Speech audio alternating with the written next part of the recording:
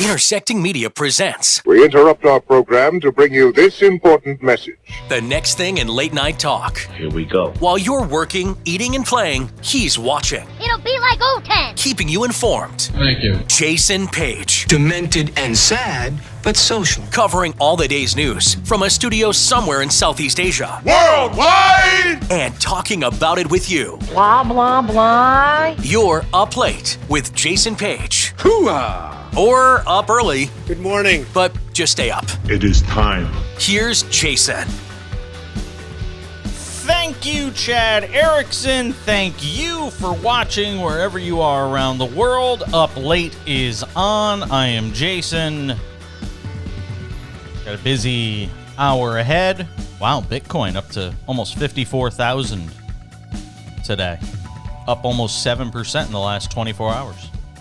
Look at that. Breaking news. So we got a lot to do, as I said.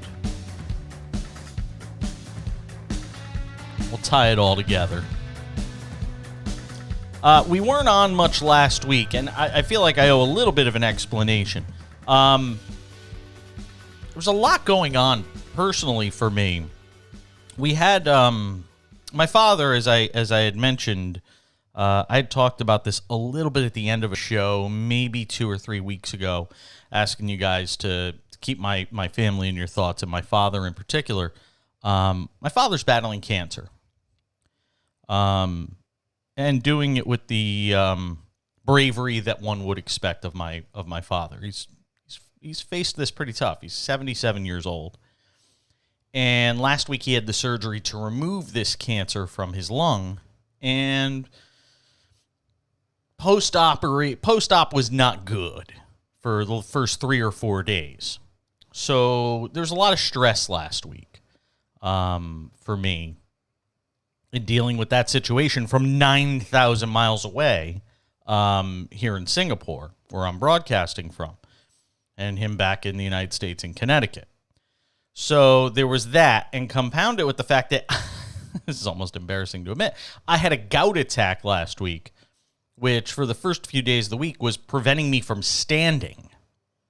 My right foot was just all swelled up. I hadn't had a gout attack in about 13 or 14 months. I'm surprised it didn't happen sooner, frankly, with the way I've been eating here in Singapore. So I couldn't really stand to do the show. So we had to take a few days off. We did a couple of shows last week, and we ran back our interview with Lon McCarran one day, and we did a show on Monday, but that was it. There just wasn't much more I could unfortunately do. So my apologies that we weren't on last week. Don't worry, we're still doing the show. We're going to keep doing the show. It was just a situation where unfortunately a confluence of events was preventing me from doing it. And if I can't do it well, I won't do it at all. Plain and simple. If I can't do the show, I'm just not going to do it. So I didn't want to just ignore the fact that we weren't on for much of last week. I didn't think that was right of me to do. Okay. Got a lot to do over the next 60 minutes. I've got 4 or 5 topics that I want to delve into today. And the problem with not doing a show for as long as we were off is that it makes it more difficult when you come back to come on and do it, if you know what I mean. It makes it more difficult to come back and actually do the show because there's so many things sort of backloaded that I want to talk about, and I'm limiting the show to being an hour long. Now, theoretically, I could do the show as long as I want. It's my show. So if I want to, I could sit here for a number of hours, but I like to keep the show regularly to 1 hour. It just makes my life a lot easier. So today I want to start the show asking a fundamental question. I think it's a very important question. I want to begin with a very fundamental question. And I want you to ask this fundamental question. Okay? I want you to look at the Republican Party and ask this question. If you're a Republican, ask yourself this question. If you have a friend that's a Republican, that's, these dyed-in-the-wool Republicans, will support them no matter what. Ask them this question. Why do they want to make all of these changes to voter laws? Why do they want to make it harder and not easier to vote? Ask yourself that question. Why do Republicans want to make it so hard for you to vote? You've got something like 43 states that are trying to enact laws that are going to make it harder for people to vote. Why? Now, before you go to your default answer, which is, voting irregularities and voter fraud, and we've got to stop it because we don't want dead people voting and people casting multiple ballots and running from one precinct to another and voting multiple times. Stop. I want to tell you something. I need you to listen to this. Now, this is the Heritage Foundation. Not exactly a liberal bastion. Okay? This is the Heritage Foundation. Their information as it relates to voter fraud. Here it is. I'm going to give you a number. You ready? 1,311. What is that number? 1,311? That's how many voter fraud cases there have been since 1982. Not this last voter cycle, not this last election cycle, which still would be a minuscule number when you consider how many votes are cast. Not over the last 10 years, not over the last 20 years, but almost 30 years. How many instances of voter fraud? 1,311. 30 years. That many cases. Heritage Foundation. Do the homework. Look it up. Iowa was the latest state to change voter registration laws and voter, election day laws. And Iowa's a relatively close state. It's a red state. It's almost purplish, but it's a red state. I think we could fairly and comfortably say it's a red state. But Iowa enacted a new law. The governor signed this GOP-backed law that's going to make it harder to vote early. And who votes early? Democrats.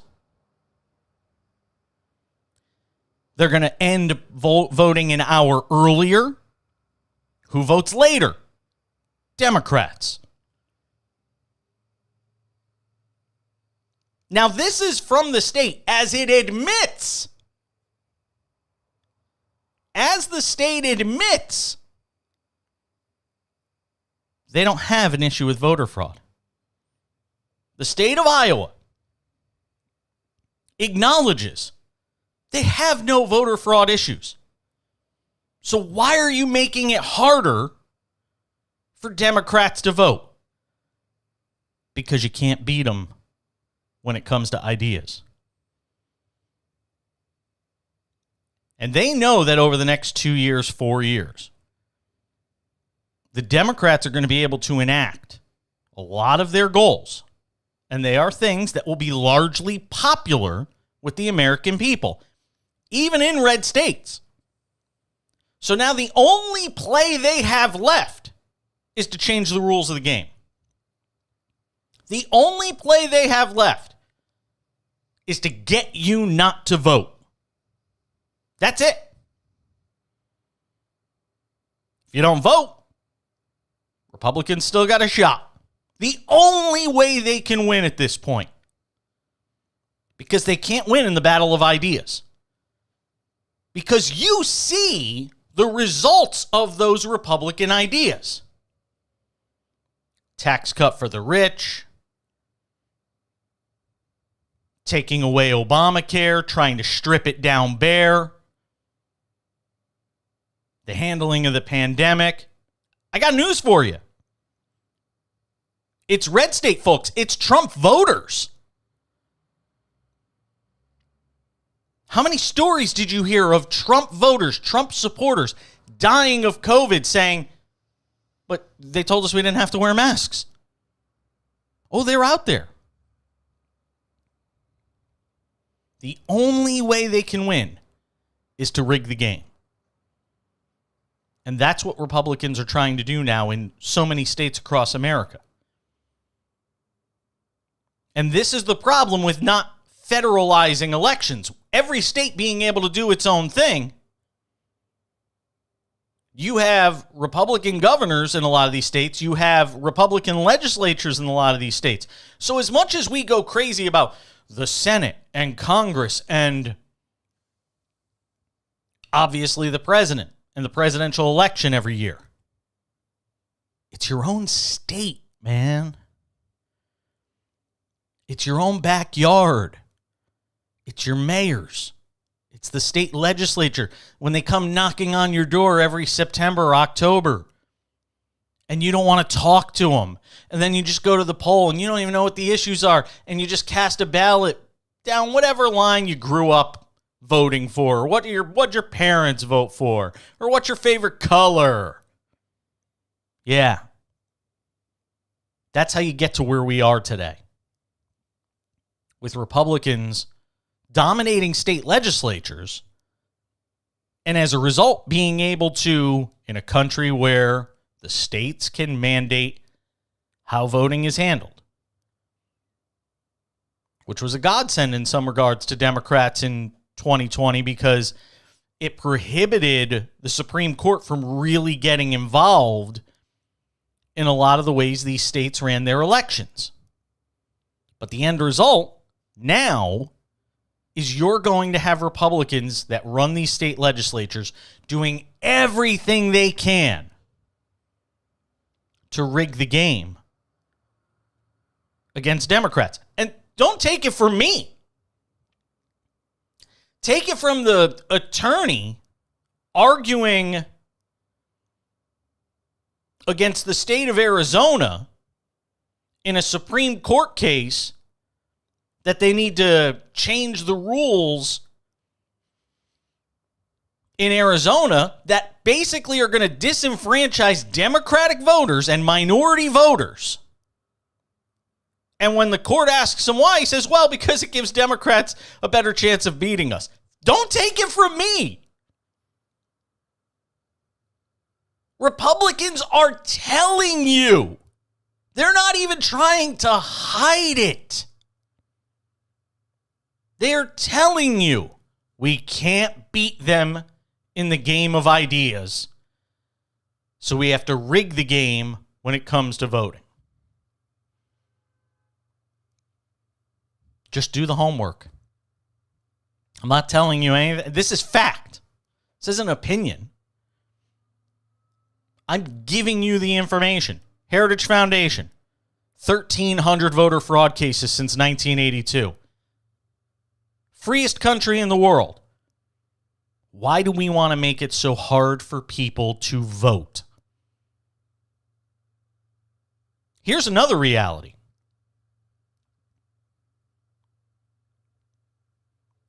Our system right now, our voter setup, is not meant to handle large swaths of voters. It's not meant to handle the entire electorate coming out to vote. If every single person that was eligible to vote came out and voted in the presidential election, you would shut the election system down. You'd have lines stretching miles because the system isn't meant to handle it. The antiquated system that's in place, not meant to handle it. You should be able to vote by mail in this day and age. You should be able to vote early. Now Republicans in Iowa have said instead of 29 days to vote early, now we're going to make it 20. Instead of polls closing at, say, 8, we're going to close them at 7. Or instead of closing at 7, we're going to close them at 6. Why? The state doesn't have any voter fraud issues. They've said that themselves. They've looked at the numbers. They've looked at the evidence. And they've figured out, we're going to gain votes if we shut down early voting by 9 days. We're going to gain votes if we shut down voting an hour earlier on election day. They're not even hiding it. It's right there in plain sight for you. You've got Georgia doing it now. You've got states all over America. You can't let them win. You have got to go out on election day in 2 years, in 4 more years. You have to go out and say, you know what, we'll stand in line then. We're not going to let you rig the game against us. And you have to vote in legislatures that are going to make it easier to vote. If look, this isn't a Democrat versus Republican thing as much as it sounds like it. It's an ease with which we want people to be able to vote argument for me. Freest country in the world, greatest country in the world, United States, shining star on the hill, whatever. And we want to make it impossible for people to cast one of their most fundamental rights.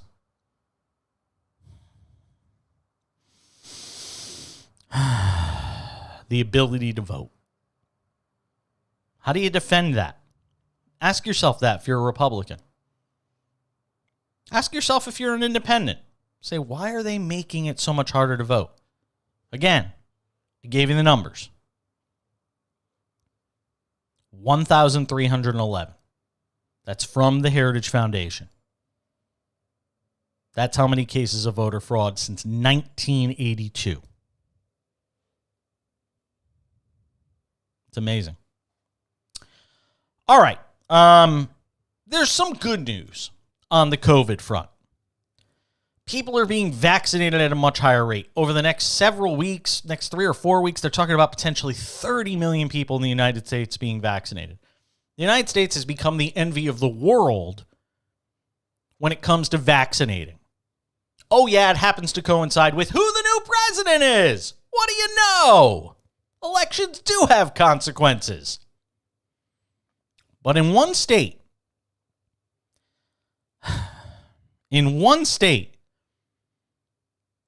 there's people calling for an investigation into whether or not the governor of one state basically sold COVID-19 vaccines to his supporters, as in people who gave his campaign a lot of money. We'll tell you who it is next.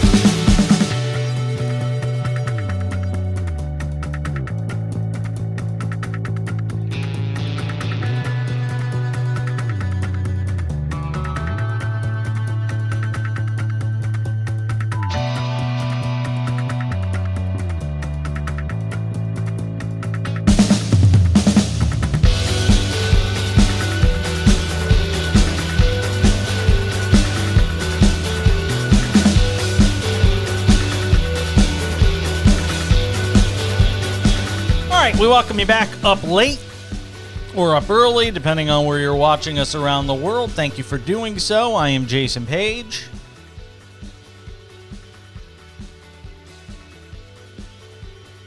Coming up in about 12 minutes, I want to talk about this fascination with the Royals.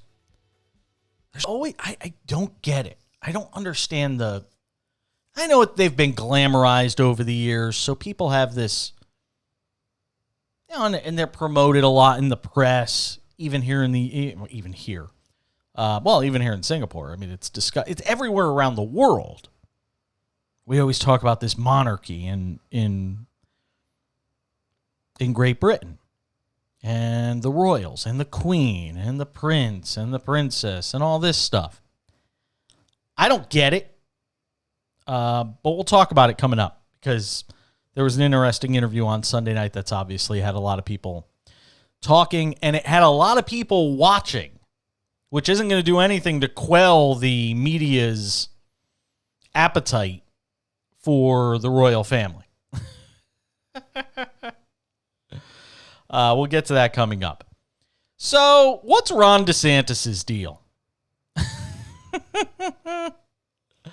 What is it with Ron DeSantis? This guy supposedly got aspirations to run for president, which is kind of crazy. Again, the Republican Party is it's such a clown car right now. You know the clown car? The door opens, tiny car, and bunch of clowns get out. That's the Republican Party right now. They are the clown car party. Headline from the Huffington Post. Florida officials call on FBI to investigate red carpet vaccines for state's GOP donors. Florida Agricultural Commissioner Nikki Fried, talking about reported vaccine distribution by Governor DeSantis. Quote, "If this isn't public corruption, I don't know what is." What are we talking about here? Well, Fried is calling on the FBI to launch an investigation into what she has called Ron DeSantis' system of red carpet vaccine distribution for wealthy GOP donors. Quote, "The fact pattern is simply just too clear to avoid. Give campaign contributions big dollars, get special access to vaccines." This was always a fear, I think, of medical ethicists. I think this has always been a concern. Not just in the U.S., by the way, but around the world. That the rich and powerful and those that are connected were going to be able to get access to a vaccine. And who wasn't going to be able to get access to a vaccine? The poor, the impoverished, minorities, those who desperately need it, those who are at greater risk. They were going to be the ones who couldn't get it. Nikki Fried said, "If this isn't public corruption, I don't know what is," last Thursday. "I will not stand by and let our vaccines be used as a political game and to go to the highest bidders while so many of our Floridians are suffering, like my grandfather, like my mother, like your parents and grandparents," she told reporters. The Miami Herald was the first to report on this. Listen to this. According to the Miami Herald, every individual over the age of 65, some 1,200 people in Ocean Reef Club. What's the Ocean Reef Club, you might be asking? You could probably already tell. It's a wealthy enclave of Republican contributors in Key Largo. All the way to Key Largo. Well, they received vaccines by the middle of January. Basically right away. At the same time, people in most of the rest of the state couldn't get their hands on vaccines.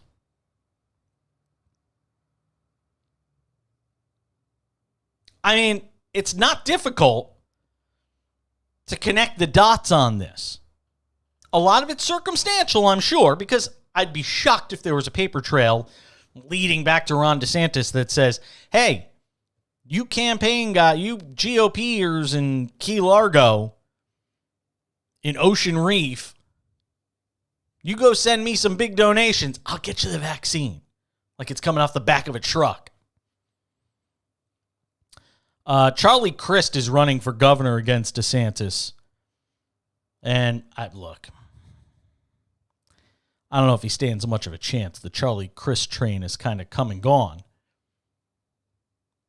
But he's also calling on the Justice Department. Quote, in several cases, these vaccine sites seem to be targeted to wealthy communities with whom Governor DeSantis has clear political connections, allowing some to skip to the front of the line in counties with existing wait lists. The Herald linked other pop-up vaccine centers to communities that forked out money to DeSantis. Again, reading from this article, 3 Florida communities chosen by DeSantis for vaccine sites were developed by real estate mogul Pat Neal. How much did Pat Neal contribute to Ron DeSantis' 2018 and 2019? How much did he donate? $125,000. So if you want to know the cost of getting a COVID vaccine, there you go, $129,000, $125,000. The governor raised $2.7 million in campaign donations last month alone, the most of a single month since 2018, which, by the way, is when he ran for governor. The newspaper described Ocean Reef as the home of, quote, many wealthy donors to the Florida Republican Party and GOP candidates, including DeSantis. In fact, the newspaper noted the only residents of Key Largo that donated to DeSantis live in Ocean Reef. Let me say that again. Only residents of Key Largo, the only residents of Key Largo that donated to Ron DeSantis, the governor of Florida, live in this enclave. One of the residents is former Illinois Governor Bruce Rauner. He wrote a $250,000 check to DeSantis' campaign in late February, presumably after he got the vaccine. $250,000. Rich and powerful and connected, get access to the vaccine. You? Middle-class Joe? Middle-class Mary? Middle-class Susie? Get in the back of the line. You wait your turn. Got to make sure our rich friends and those helping us out, putting money in our campaign coffers, got to make sure they get the vaccine first. It's the American way. DeSantis insisted last Thursday, quote, I'm not worried about your income bracket. I'm worried about your age bracket. Again, it's not going to be an easy case to prove unless you've got a paper trail. A lot of it's circumstantial. Some people might say, well, that evidence is kind of thin. But ask yourself, why are these DeSantis contribution enclaves getting access to the vaccine first? Again, say it out loud. That's just a coincidence. No. You know it. You know what your own eyes and ears are telling you. All right, I got to talk about the Royals. I don't want to, but I got to talk about Prince Harry and Meghan and their interview with Oprah. And there's a couple of different angles I want to tackle this from. We'll do that next, up late.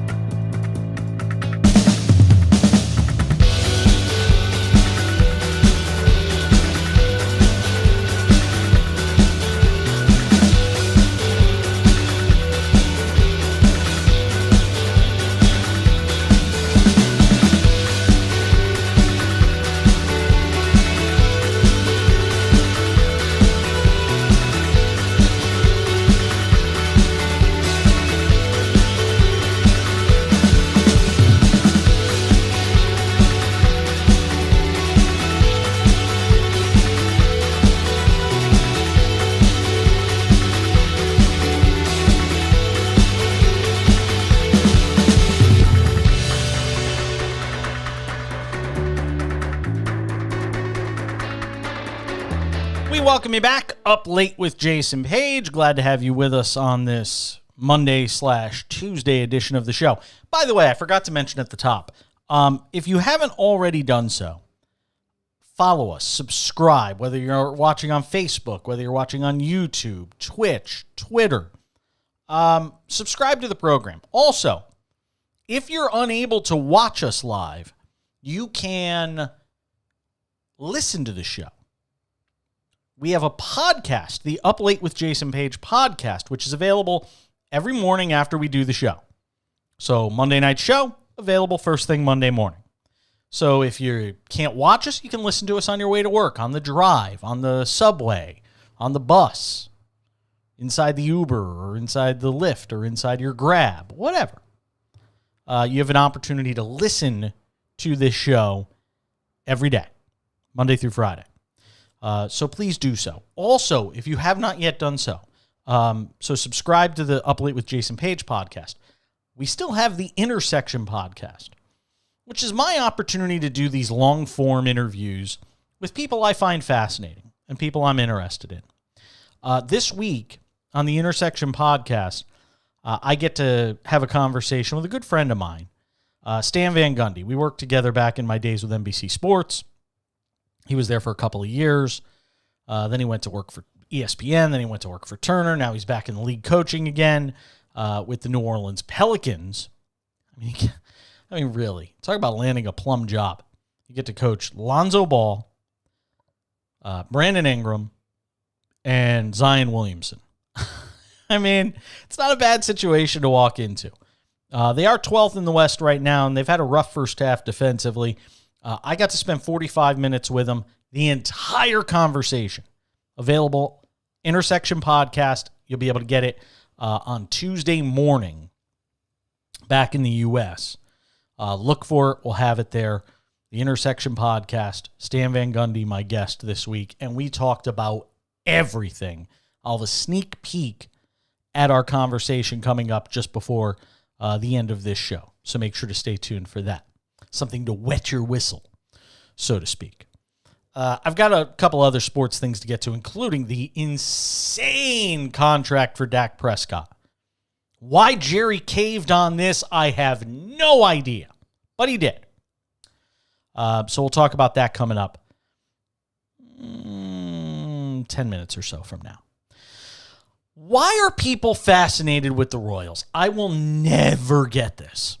I have never been one. I mean, when Princess Diana died, I do remember sitting there and watching the funeral. I was in Connecticut at the time, and I remember watching the funeral with Princess Diana. It was just, it was heartbreaking. It was heart-wrenching. You saw her kids, back then were little, walking the streets as her casket was sent through the streets of Great Britain. I mean, it was awful. But I've never, outside of that story, which was just so sensational, I've never understood the rest of the sensationalizing of the Royals. And maybe it's because of the way they're covered by the media. But I just don't get it. I never have. With that said, I would not be doing justice to this show, where we talk about everything. I would not be doing justice to this show if I ignored the fact that Prince Harry and Meghan Markle, I don't even know if he's technically Prince Harry anymore, but Princess Diana's youngest son, Harry, I don't think I'd be doing it justice if we didn't talk about it. They gave an interview to Oprah Winfrey, who apparently still has the clout and cachet to get those big interviews, even though she hasn't had a show in a zillion years. And I know she has her own channel and all that, and it's fine. I've never bought into the cachet of Oprah. Never have bought into it. I think she's a great speaker. I think she has a great life story to share. I think her show was fine. It wasn't must-see TV for me. I don't know if any of those daytime TV shows are must-see TV for me, quite honestly. Because so much is so much of what people say in those conversations these days is so homogenized. It's so prepped. It's so prepared. It's such stock answers that to me, doesn't do a ton for me. But anyway, Oprah has her crowd. But did you see how many people watched the Sunday night interview on CBS? How about if I give you this number? You ready?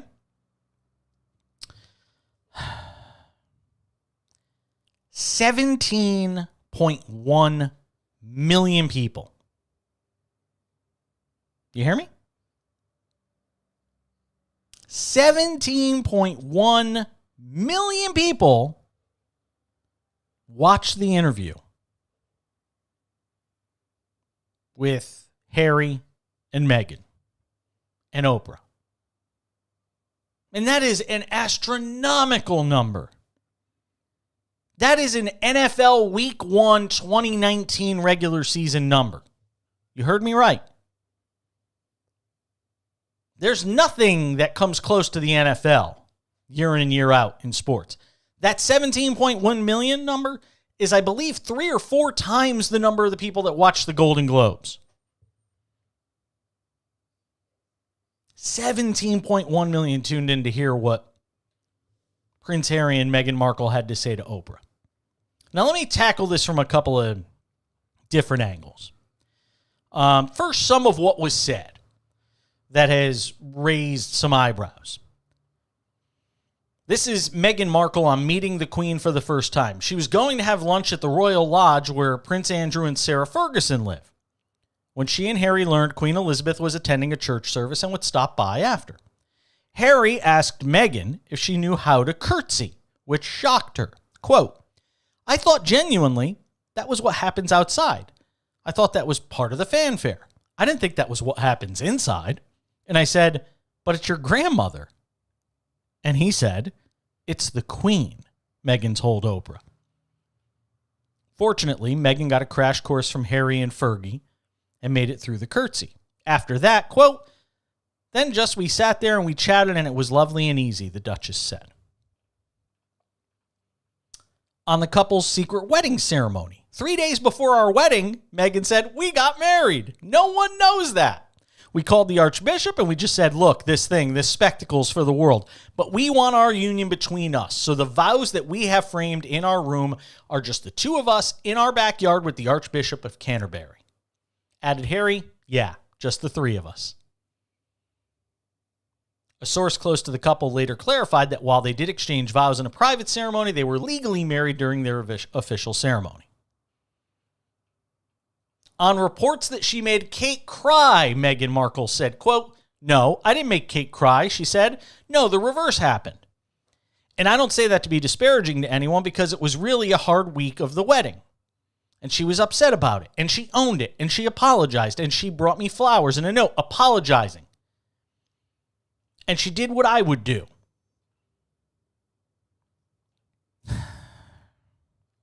On the royal family deciding not to make Archie a prince.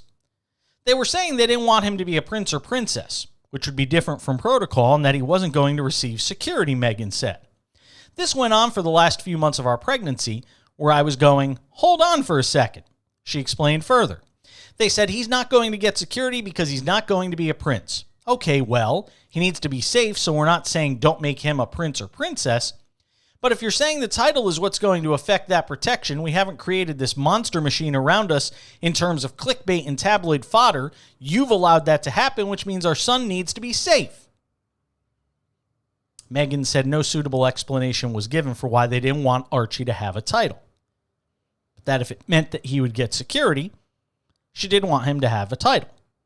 If it meant he was going to be safe, of course, all the grandeur around this stuff is an attachment I don't have. The most important title I will ever have is mom, she said.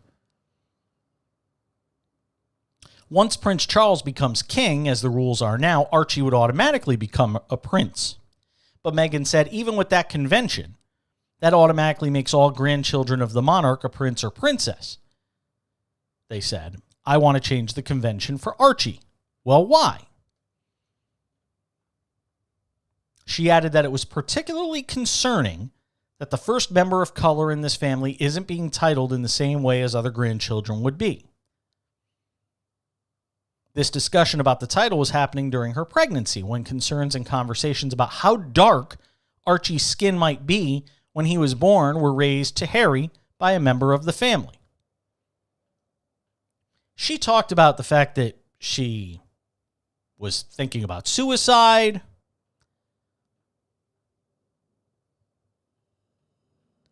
I mean, this was a far wide-ranging conversation. Now, some people that are protective of the monarchy, the Piers Morgans of the world, have made it their goal to just slam Meghan Markle and Prince Harry. Some people saying, Prince Harry's been emasculated. He's got, she's got Prince Harry wrapped around her little finger. I think it was Charlie Kirk, a conservative commentator on radio, saying he's the metrosexual beta. That was how he referred to Prince Harry. Yeah, Prince Harry, who spent 10 years in the Air Force of Great Britain, who actually served time in Afghanistan, versus Charlie Kirk, who wears makeup and gets behind a microphone. Yeah, Prince Harry. He's the emasculated one.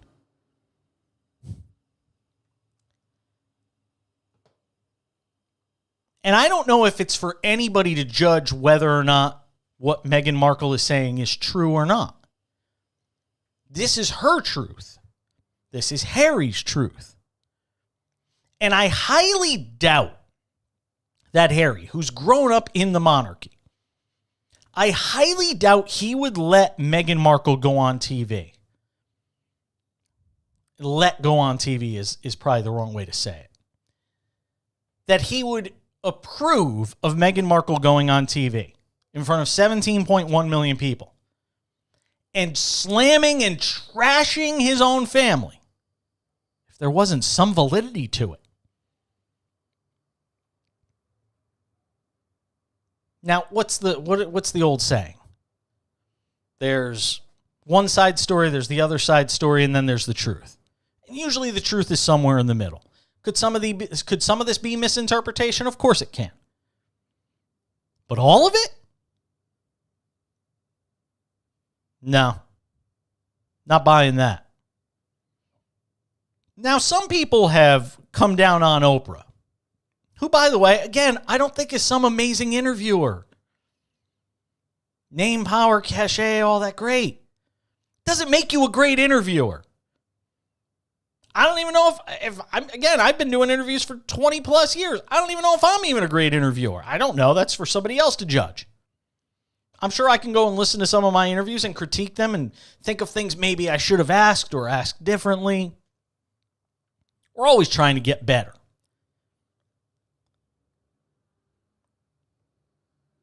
But I don't think it's out of bounds. Megyn Kelly went after Oprah. I mean, she went after Meghan and Harry, but she went after Oprah for not asking certain follow-ups. When Meghan and Harry say someone in the monarchy was questioning what the race of the baby was going to be and basically hinting that, we don't want a black baby. We don't need no mixed race baby in the monarchy. And people are saying Oprah should have followed up more vigorously and said, okay, who said it? Who made you feel this way? That is a completely reasonable question to ask. You cannot let Meghan Markle or Prince Harry go on TV in front of 17.1 million people on CBS in this setting, make an allegation like that, and not follow it up. You can't do it. So yeah, Oprah dropped the ball on that, and she's not beyond reproach. And saying that she screwed up not asking the follow-up isn't racism, it's a valid critique. Oprah's got to ask that question. She has got to say, okay, you want to launch that type of allegation. You want to float that out there and let it hover over the monarchy. You've got to give us more. You got to at least ask the follow-up. Otherwise, you're not doing your job. You're just sitting there having a chat with your friends and giving them a platform. Can't do that. Oprah dropped the ball, plain and simple. Got to ask that follow-up. A lot of interesting information came out of the interview. I'm not saying it didn't. But quite frankly, that information was going to come. Oprah could have just said, okay, talk. And that information was probably going to come out. Clearly, Meghan and Harry had stuff they wanted to get off their chest. It was going to come out no matter how Oprah asked the question. But if you're going to sit in that seat opposite Harry and Meghan, you have to ask the important follow-up questions. Otherwise, you're simply just granting them a platform to say whatever the hell they want. Be damned the consequences and who it paints in what type of light. Well, and again, it might be true. It might not be true. But you got to flush it out a little more with a follow-up. And she didn't. So it's fair, in this humble host's opinion, to say Oprah did it, not a good job. We'll finish it with sports next.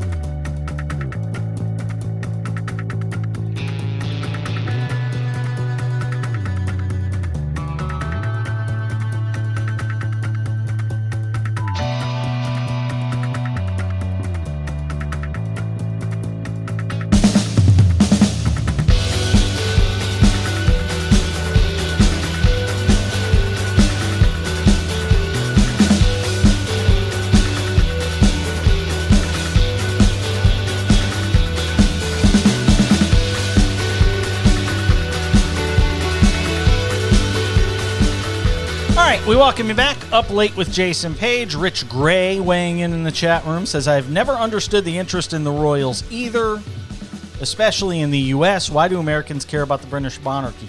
I'm with you, Rich. I don't know. I've never understood it. Rich watching on YouTube, thank you for doing that. Share it with your friends. I've never understood it. We're about the sensational. It's the glamorizing of it. We all like to be taken to this fantasy land that we wish we could all probably live in. It's got something to do with it. All right, I got a bunch of stuff I got to squeeze in here in the final few minutes. Otherwise, I'm going to run way over time on the show. Jerry Jones, I have no idea what you're thinking giving Dak Prescott $40 million a year for the next 4 years. I don't get it.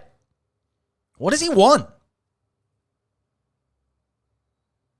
Why would you give a guy coming off this severe type of leg injury this kind of money? You don't have to. You've got him under your thumb. You've got the franchise tag. Why would you marry? Why would you commit? Why would you commit this kind of capital And Jerry Jones, above all things you want to say about Jerry Jones, and about whether or not he's, a good GM or whether he's a good football mind or anything like that, which would all be valid to question. And the Cowboys haven't won anything in forever. But many would be difficult to try and argue that he's not a great businessman. That he doesn't do what's best for business, like Vince McMahon used to say. So Dak gets $40 million a year, hasn't won a damn thing, not an MVP, nothing. Now you could argue some of that is roster makeup and what they've put around him and protecting the quarterback, whatever you want to say. But the reality is, you're judged based on your wins and losses. I think he's a good quarterback.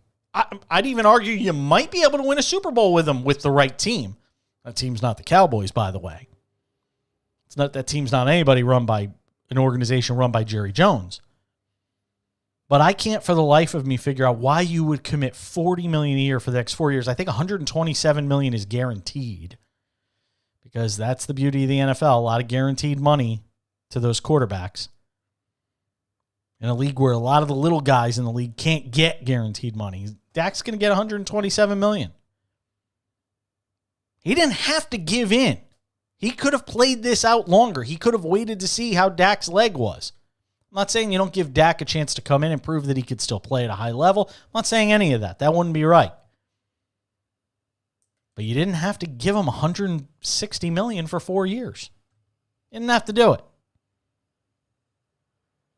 If he had won you something, then I get it. Hasn't won you anything. Not yet, at least. And I suspect over the next 4 years he won't either. All right. Intersection podcast this week. I have got a great interview with Stan Van Gundy. He's the head coach of the New Orleans Pelicans. He is a good friend. That doesn't mean we don't ask him tough questions. Oprah. We ask the tough questions of Stan Van Gundy in this week's episode of the Intersection podcast, including this one. Watch for yourself. Stan, I remember talking to you about, might have been 3 years ago, might have been even 4 years ago, and you were coaching the Pistons. Might have been your second season there, I can't remember. But I remember asking you about the Pistons situation and coaching there, and at the time you had said, this is going to be my last coaching job. What changed? What changed? Yeah, that's a good question. That's something my wife and I ask each other almost every day, But, I don't know. I got away from it. I think the broadcasting that I did, brought me to games on a regular basis. And especially when we got into the bubble last summer and I was there on a daily basis watching games, doing games, there was just that itch to get back at it if the situation was right. And, there weren't many where the situation would be good, but the young talent here, David Griffin and Trajan Langdon's record of success in building teams, an ownership group that also owns the Saints and has proven that they can have sustained success in professional sports, and then a city that we wanted to live in. We've been to New Orleans several times. We love the city. It's a really unique city. There's no place like it in this country. And so it sort of fulfilled everything that we would be looking for if we were to take one more run at it. And that's why we're here in New Orleans. Nothing is this simple. So this is going to sound a tad bit simplistic, but if not for you being in the bubble, because I remember talking to you before the bubble, and you weren't sure if you were going to be in there. I remember we had a text exchange, and you weren't sure that you were actually going to be in there as a member of the media. If you're not in the bubble, are you the head coach of the Pelicans today? I don't know. I mean, that's a good question. And for two reasons, I would say, probably not. I'm not sure that I would have felt the same draw to come back.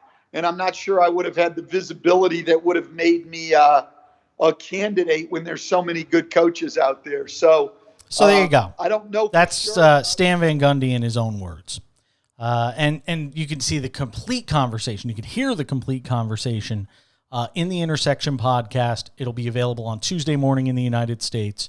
Subscribe if you haven't done so already. It's from my friends at Believe, the Believe Podcast Network, BLEAV. We're on every platform: Spotify, Apple, Google Play, Stitcher, TuneIn, Amazon, I think, has it too. Go and get the podcast. It's going to be a great conversation. I promise you get a lot of interesting information out of it. My conversation with Pelicans head coach Stan Van Gundy, and you got to hear some of what he says as well about, I think, one of the terrific talents in the world of the NBA, and that being Zion Williamson. Some very telling comments about where his game is and where it could potentially be headed. All right, let me finish with the best video of the day. Can I? Not really. Really? Where? Oh, I still got Stan coming up here. Hold on here. Let me fix that. All right, here we go. Best video today. Let's finish the show with that. Best video today. Dogs are just the greatest. So anytime I can get a dog on the show, we're going to do it. Best video today. How about this guy in Poland teaching his dog how to wave to him?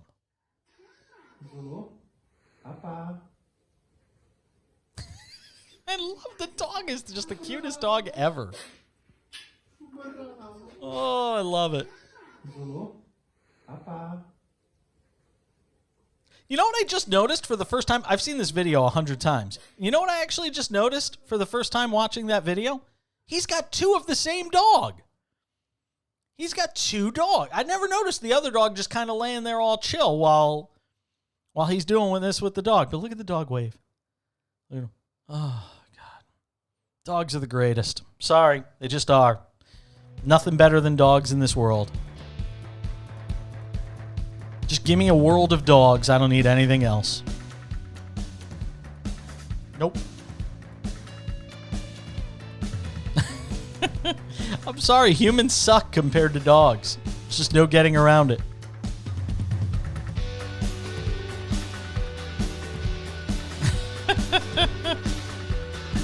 Humans just suck compared to dogs. We went a little overtime today, but that's okay. It's worth it. Thank you so much for watching and being with us up late. Subscribe to the podcast if you haven't done so already. The Up Late with Jason Page podcast, the Intersection podcast, both from Believe, on every platform. If you can't watch us, listen to us. I appreciate it. Have a great rest of your Monday or Tuesday, depending on where you're watching us around the world or listening to us. Again, the Stan Van Gundy entire interview, 45 minutes on everything, NBA, social issues, politics, you name it. That'll be available Tuesday morning in the U.S. on the Intersection podcast. I'm Jason Page. Stay safe, stay grounded, mask up. We're almost through this. Catch you back here next time, Up Late. See ya.